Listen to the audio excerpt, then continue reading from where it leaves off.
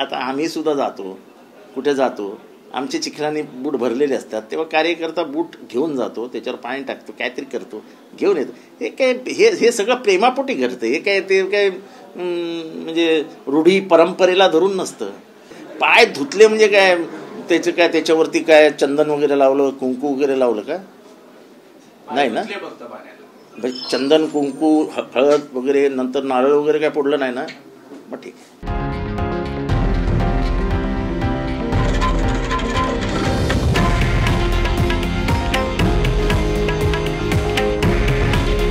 हे आहे देशातील नंबर 1 न्यूज नेटवर्क आणि आपण पाहत आहात TV9 मराठी. काळजी तुमची, हित महाराष्ट्राचं.